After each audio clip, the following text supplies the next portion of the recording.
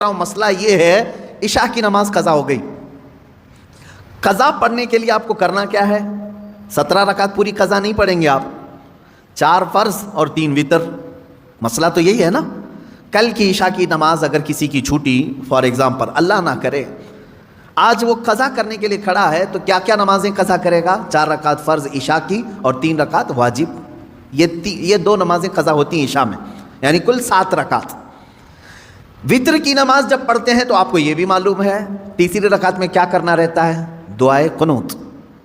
حنفی جتنے بھی ہیں پیروکار ان کو معلوم ہے تیسری رکعت میں جب ہم کھڑے ہوتے ہیں سورہ فاتحہ اور سورہ پڑھنے کے بعد ہاتھ چھوڑ کر پھر دوبارہ تکبیر باندھتے ہیں اور دعائے قنوت پڑھتے ہیں, ہے نا.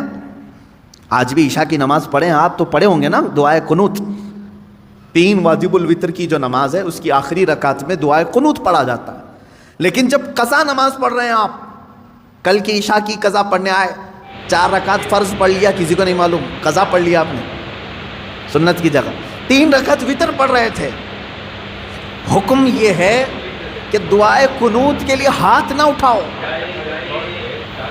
ورنہ دیکھنے والا سمجھ جائے گا کہ یہ ابھی کی نہیں کوئی دوسری پڑھ رہا ہے. ہاں عشاء میں تو ہو سکتا ہے نہ سمجھے, کیونکہ عشاء میں کرنٹ نماز بھی ایک اسی وقت کی بھی ایک وتر ہے. ظہر کے وقت اگر کوئی عشاء کی قضا کر رہا تھا تو ظاہر سی بات ہے تیسری رکعت میں جب وہ کھڑا ہو کر کے ہاتھ اٹھائے گا تو جو دیکھے گا وہ سمجھ جائے گا کہ یہ وتر ظہر میں کیوں پڑھ رہا ہے, وتر ظہر میں کیوں پڑھ رہا ہے. تو گویا کہ تم نے سب کو اپنے گناہ کا گواہ بنایا. کل کی تمہاری کچھ چھوٹی تھی وہ آ جا کے پڑھ رہے ہو, گناہ کا گواہ نہ بناؤ کسی کو.